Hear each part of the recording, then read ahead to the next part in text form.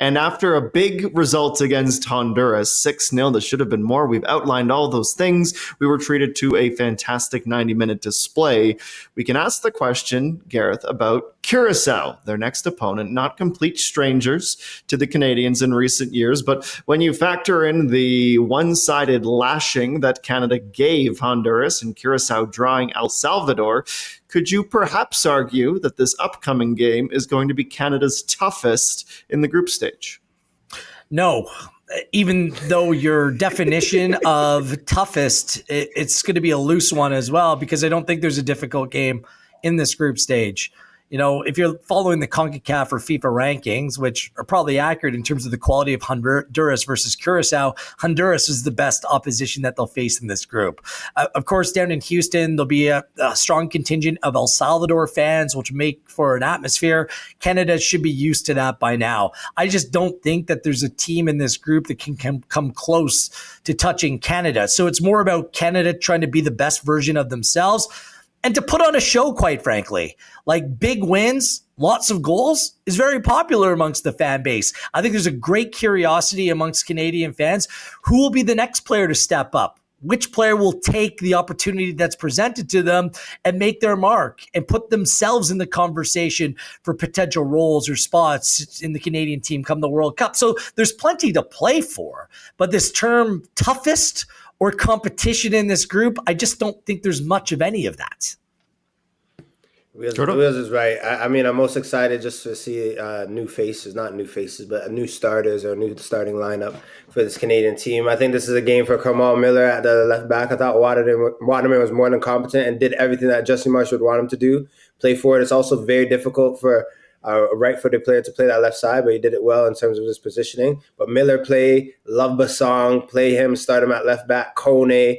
Is there a world where Jebison and Promise David maybe play up top and start a match? I would definitely tinker and flirt with that if I was Jesse Marsh and part of that camp. But it's about the new faces. Nelson on the left. I thought he looked lively when he came out against Ukraine.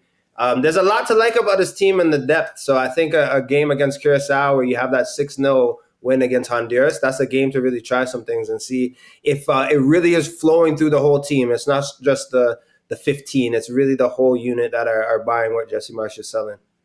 Curaçao 90th in April's FIFA World Ranking. Dick Advocat, their manager, who obviously has some experience across European football. And this is one of the many nations in this region that have connections to other countries. The Dutch for Curaçao, for example, Guadeloupe with France, et cetera, et cetera. So you'll see some players with some Premier League experience.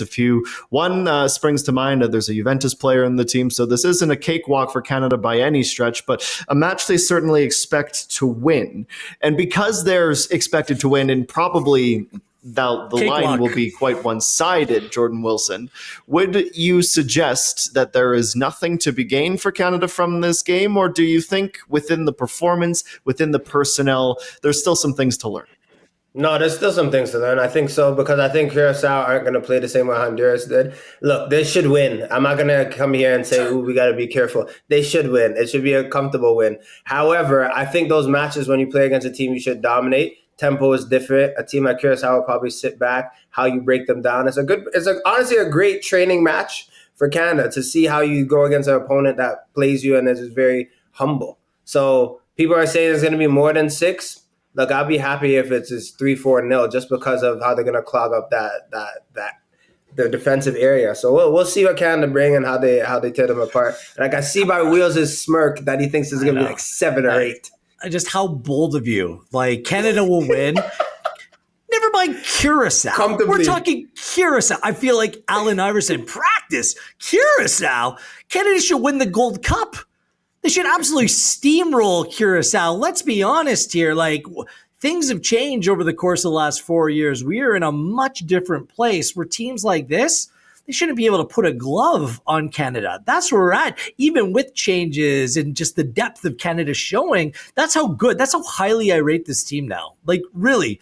And that's a total compliment to Canada that going in a game like this, where maybe even a couple of years ago, we kind of be saying, okay, you got to maybe grind this one out, play in a different way, Banana blah, peel blah, match. blah.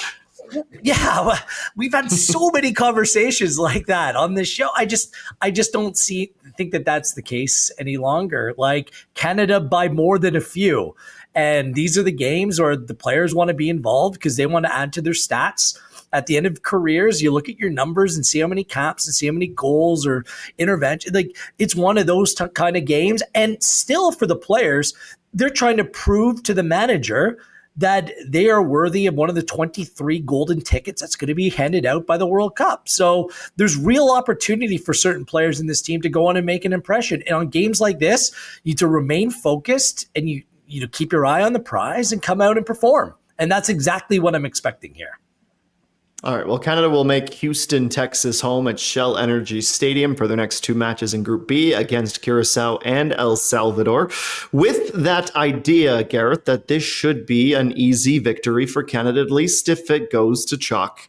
There's always the opportunity for, I suppose, Jesse Marsh or Mauro Biello, if the muzzle is on properly or fixed properly this time, to make some changes to this starting 11 and the eventual substitutes. Who do they roll in? Who do they get some minutes just to keep them fresh and engaged? What are you expecting to see change-wise? Perhaps it's a different way of implementing substitutes. Perhaps it's wholesale changes to the starting 11, Gareth. It's Biello ball. That's what this is called. And I'm really not sure, to answer your question.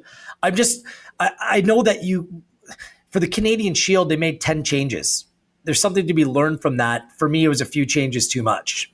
And I probably wouldn't go that far. You got to keep some kind of continuity in this team. So I wouldn't advocate for wholesale changes, but perhaps, again, they're keeping their eye on the prize, what this team needs to look like come the end of the tournament rather than now when the fixtures will become a little bit more difficult. So, I would advocate, maybe 4 or 5 changes at, 10 or 11 seems a little bit much for me. Jordan, you agree? Yeah. I mean, am I arguing with wheels if I say 6, 7? Like, you could. Yes, technically. Just maybe, Fights. but we know what it is. Like, we know that obviously the lineup that Biello is putting out, Jesse Marsh has more than co-signed, and it was also something that they thought about before going into this tournament, like who to play in the second game and how much to switch up. So another area I missed, I didn't mention before, but St. Clair, even though he wasn't really tested that much, made one huge save. Curaao getting the start as well. So then I guess that does add to maybe the 6 or 7 that I mentioned. All right, Canada, Curaçao, Saturday, 6 p.m. Central Time. That is local in Houston. Hope you will join us. You can find the match, of course, right here on OneSoccer and over on the Sports Network as well.